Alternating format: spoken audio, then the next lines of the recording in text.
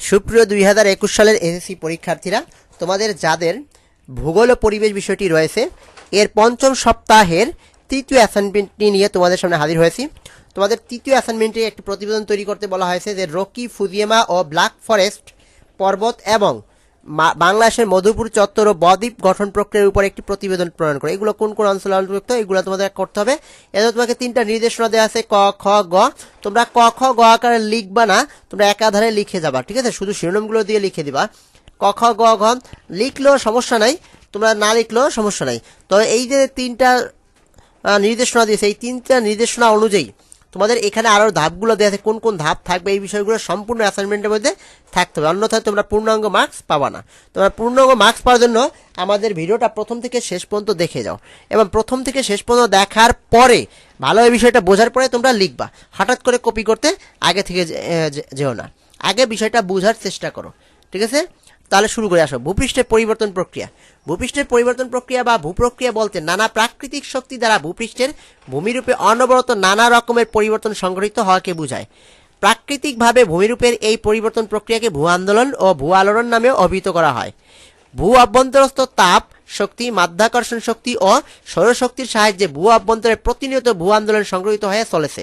ফলে ভূপৃষ্ঠে সর্বত্রই ধীরে দীর্ঘ সময়ব্যাপী অথবা আকস্মিকভাবে ভূমিরূপের পরিবর্তন সংঘটিত হয়। নিম্নে ভূত্বকের পরিবর্তন সাধনকারী ভূ প্রক্রিয়া সময়ের একটি ছক দেওয়া হলো।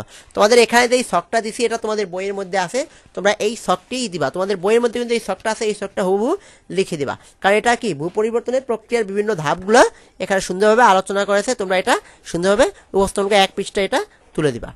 আসো এরপরে এই যে আকস্মিক পরিবর্তন প্রক্রিয়া সমূহ কি? ভূগর্ভস্থ গলিত ম্যাগমা সমূহ ভূগর্ভে তাপ ও চাপের তারতম্য এবং অন্যান্য ভূমিরূপ গঠনকারী শক্তির প্রভাবে প্রচণ্ড আলোড়িত হয়। এইরূপ আকস্মিক আলোড়নের ফলে আগ্নেয়গিরির অগ্নুৎপাত, ভূমিকম্পন, ভূ অভ্যন্তরের সংকোচন ও প্রসারণের ইত্যাদি নানা ধরনের পরিবর্তন ঘটে। ফলে অত্যন্ত আকস্মিকভাবে স্বল্প সময়ের জন্য অপেক্ষাকৃত স্বল্প বিস্তৃত স্থান জুড়ে যে ব্যাপক পরিবর্তন সাধিত হয় তাকে আকস্মিক পরিবর্তন প্রক্রিয়া বলা হয়। অগ্নুৎপাত, ভূমিকম্প, সুনামি ইত্যাদি আকস্মিক পরিবর্তনকারী প্রক্রিয়া। এরপর হচ্ছে ধীর পরিবর্তন প্রক্রিয়া সমূহ। সূর্যতাপ, বায়ুপ্রবাহ, বৃষ্টিপাত, নদী, হিমবাহ ইত্যাদি প্রাকৃতিক শক্তিসমূহের প্রভাবে ভূপৃষ্ঠে ব্যাপক এলাকা জুড়ে দীর্ঘ সময় জুড়ে ভূমিরূপের যে পরিবর্তন সাধিত হয় তাকে ধীর পরিবর্তন বলা হয়। যেমন পর্বত, সমভূমি, বদ্বীপ ইত্যাদি দীর্ঘ সময় ব্যাপী বিশাল অঞ্চল জুড়ে সৃষ্টি হয়। ধীর পরিবর্তন মূলত দুই ভাগে ভাগ করা যায়, একটা হচ্ছে নগ্নিভবন আর একটা হচ্ছে আবক্ষেপণ। এর হচ্ছে তোমাদের কি ভূপৃষ্ঠের পরিবর্তন, ভূপ্রকৃতির পরিবর্তন প্রক্রিয়াগুলো আলোচনা করা হলো। তোমরা এটা সুন্দরভাবে তুলে দিবা। এরপর আমাদের খ নম্বরে বলা হয়েছে ভূপৃষ্ঠের আকস্মিক পরিবর্তনের কারণগুলা। তোমরা যারা যারা আমাদের এই ভিডিওটি দেখতেছো তোমাদের অসংখ্য ধন্যবাদ। আর তোমাদের কাছে একটা রিকোয়েস্ট রইল, আন্তরিকভাবে তোমাদের কাছে একটাই চাওয়া, অনেকেই তোমরা আমার ভিডিও দেখো, এই জন্য তোমাদের অসংখ্য ধন্যবাদ, কিন্তু দুঃখের বিষয় তোমরা কিন্তু সবাই সাবস্ক্রাইব করো না। আচ্ছা, তোমরা যদি সাবস্ক্রাইব করো তাহলে কি তোমাদের সমস্যা হয়? একটা সাবস্ক্রাইবের কারণে আমার একটু উপকার হয়। আমরা তো সাবস্ক্রাইব পাওয়ার জন্য, লাইক পাওয়ার জন্য, কমেন্ট পাওয়ার জন্য এত কষ্ট করি, তাই না? তাই দয়া করে তোমরা একটু কষ্ট করে চ্যানেলটি সাবস্ক্রাইব করে দেবে। তোমরা যে যে এই ভিডিওটি দেখবে সবার কাছে অনুরোধ রইল তোমরা চ্যানেলটি সাবস্ক্রাইব করে দিও। তো আসো ভূপৃষ্ঠের আকস্মিক পরিবর্তনের কারণ ব্যাখ্যা করি। আকস্মিকভাবে স্বল্প সময়ের জন্য অপেক্ষাকৃত স্বল্প বিস্তৃত স্থান জুড়ে যে ব্যাপক পরিবর্তন সাধিত হয় তাকে আকস্মিক পরিবর্তন প্রক্রিয়া বলে। অগ্নুৎপাত, ভূমিকম্প, সুনামি ইত্যাদি আকস্মিক পরিবর্তন প্রধান কারণ। এই তিনটা হচ্ছে প্রধান কারণ, আমরা এই তিনটা আলোচনা করব। অগ্নুৎপাত ভূগর্ভস্থ তাপ ও চাপের পরিবর্তনের ফলে ভূ অভ্যন্তরস্থ উত্তপ্ত ও গলিত বিভিন্ন পদার্থ যেমন উষ্ণ বাষ্প, গলিত শিলা, কাদা, ধাতু, ভস্ম ইত্যাদি প্রবল বেগে ভূত্বকের নিচের অংশে চাপ প্রয়োগ করে। এমত অবস্থায় ভূত্বকের দুর্বল স্থান বা ফাটল সময়ের ভিতর দিয়ে উক্ত পদার্থগুলো উৎক্ষিপ্ত হয়ে বহু দূর পর্যন্ত ছড়িয়ে পড়ে, একে অগ্নুৎপাত বলে। অগ্নুৎপাতের কারণ, যে সমস্ত কারণে আগ্নেয়গিরি থেকে অগ্নুৎপাত ঘটে সেগুলো হচ্ছে, এক হচ্ছে ভূত্বক ফাটলের অবস্থান, অর্থাৎ ভূত্বকে কি থাকে? ফাটল থাকে। ভূ অভ্যন্তরস্থ তাপ ও চাপ বৃদ্ধি পায়। এবার ভূগর্ভে তরল শিলার অবস্থান, ভূ আন্দোলন ও ভূ অভ্যন্তরে পানির প্রবেশ, অর্থাৎ কি ভূ অভ্যন্তরে কিন্তু উপর থেকে কিন্তু আমাদের ভূপৃষ্ঠ থেকে কি ভূগর্ভে কিন্তু পানি কি করে প্রবেশ করে, তখনও কিন্তু এই অগ্নুৎপাতের সৃষ্টি হয়। এরপর আসে ভূমিকম্প। ভূ আলোড়নের সময় অথবা অন্য কোনো প্রাকৃতিক কারণে ভূপৃষ্ঠের একটি অংশ যখন হঠাৎ কিছুক্ষণের জন্য কেঁপে ওঠে তখন ভূত্বকের এই কম্পনকে ভূমিকম্প বলা হয়। ভূমিকম্পের কারণসমূহ দেখো, এক, ভূত্বক কতগুলো প্লেট দ্বারা গঠিত। এই প্লেটসমূহ বিভিন্ন দিকে, যেমন একে অপরের বিপরীত দিকে, একে অপরের অভিমুখে এবং পরস্পর সমান্তরালভাবে সঞ্চালিত হয়। এই রূপ সঞ্চালনের ফলে সৃষ্ট চাপ থেকে আকস্মিকভাবে প্রচণ্ড কম্পন সৃষ্টি হয়। ভূপৃষ্ঠে এই কম্পন ভূমিকম্পের সৃষ্টি করে। ভূগর্ভস্থ তাপের ফলে বিপুল পরিমাণ বাষ্প সৃষ্টি হলে ওই বাষ্প ভূত্বকের নিচের অংশে প্রবল বেগে ধাক্কা দেয়, ফলে ভূপৃষ্ঠে ভূমিকম্পের সৃষ্টি হয়। ভূত্বকের বিভিন্ন অংশে তাপ বিকিরণের ফলে সংকুচিত হলে সংলগ্ন এলাকার ভূত্বকের সাথে সামঞ্জস্য রাখতে ভূ অভ্যন্তরে বিভিন্ন শিলারাশির মধ্যে টান সৃষ্টি হয়, ফলে ভূকম্পন সৃষ্টি হয়। 4 নম্বর, অনেক ক্ষেত্রে আগ্নেয়গিরির অগ্নুৎপাতের সময়ে ওই এলাকায় কেঁপে ওঠে ভূমিকম্পন। অন্যান্য আরও কতিপয় কারণ, যেমন ভূগর্ভস্থ চাপের হ্রাস, বৃদ্ধি, শিলাচ্যুতি, ভূমিধস, হিমবাহের চলাচল ইত্যাদি কারণে ভূমিকম্প সংঘটিত হয়। দেখো এই 4টা কারণ দিয়েছে, 4টা কারণের মধ্যে মোটামুটি সব কারণগুলোই কিন্তু চলে আসছে। ইচ্ছা করলে আরও এগুলো অনেক পয়েন্ট বাড়ানো যায়, তোমরা দেখে নেবা, তোমাদের বইতেও আছে। অথবা এই 4টা কারণ দিয়েছে, এই 4টা কারণের মধ্যে সকল কারণগুলো অটোমেটিক চলে আসছে। আচ্ছা দেখো, সুনামি একটি জাপানি শব্দ যার আক্ষরিক অর্থ পোতাশ্রয়ের ঢেউ। সমুদ্র বা বৃহদাকার হ্রদের তলদেশে ভূমিকম্প, অগ্নুৎপাত ইত্যাদি প্রাকৃতিক কারণে, পারমাণবিক বা অন্য কোনো কারণে বিস্ফোরণের ফলে উঁচু ও বিশালাকার ঢেউ উপকূলে আঘাত আনে। এই ঢেউগুলোকে সুনামি নামে পরিচিত। দেখো এই সুনামির কারণগুলো কিন্তু এখানেই চলে আসছে। কি কি কারণে হতে পারে?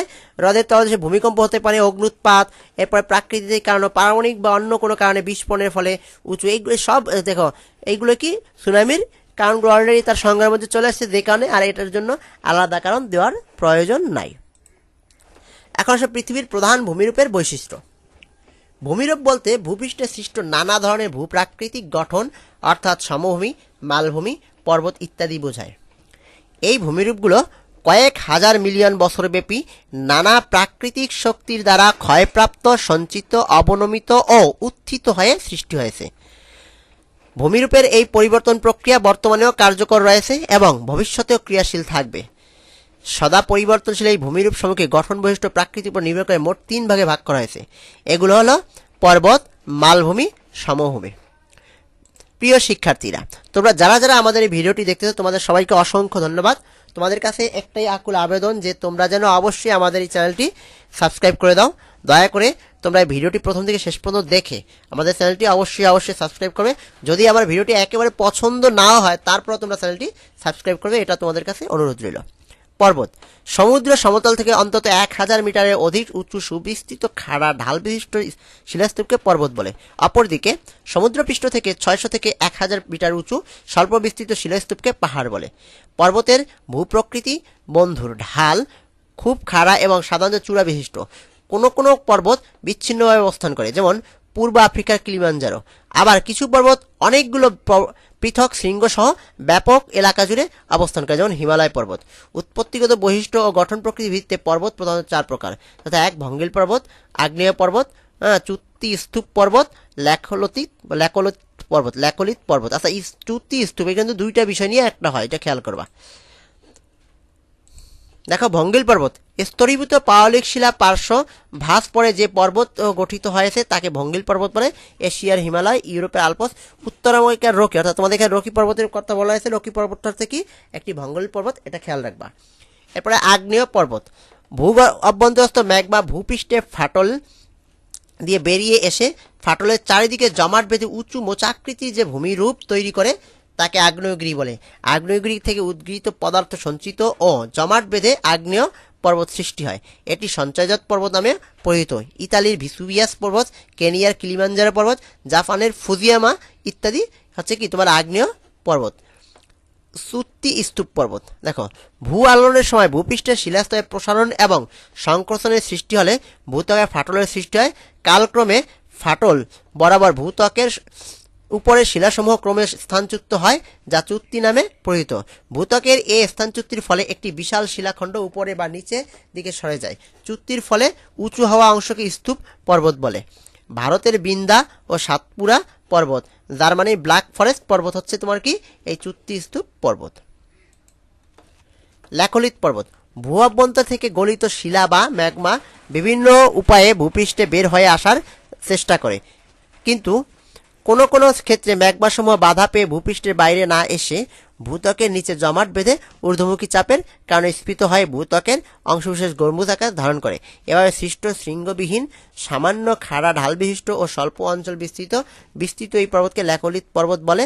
আমেরিকা যুক্তরাষ্ট্রে হেনরি পর্বত। মালভূমি পর্বত থেকে কম উচ্চতার তবে সমভূমি থেকে অধিক উচ্চতার খাড়া ঢালযুক্ত বিস্তীর্ণ সমতল ভূমিকে মালভূমি বলে। পৃথিবীর বৃহত্তম মালভূমির উচ্চতা হচ্ছে 4270 থেকে 4119 মিটার পর্যন্ত। কলোরাডো মালভূমির সর্বাপেক্ষা দীর্ঘ ও গভীর গিরিখাতটির নাম মিন্ডানাও খাত। অবস্থানের ভিত্তিতে মালভূমি তিন ধরনের, যথা এক পর্বত মধ্যবর্তী মালভূমি, পাদদেশীয় মালভূমি, মহাদেশীয় মালভূমি। সমভূমি সমুদ্রপৃষ্ঠ থেকে স্বল্প উচ্চতায় মৃদু ঢালবিশিষ্ট সুবিস্তৃত ভূমিকে সমভূমি বলে। বিভিন্ন ভূপ্রাকৃতিক প্রক্রিয়া যেমন নদী প্রবাহ, হিমবাহ ও বায়ুর ক্ষয় সঞ্চয় ক্রিয়ার ফলে সমভূমির সৃষ্টি হয়। উৎপত্তি ধরনের ভিত্তিতে সমভূমিকে প্রধানত দুই ভাগে ভাগ করা, একটা হচ্ছে ক্ষয়জাত সমভূমি, একটা সঞ্চয়জাত সমভূমি।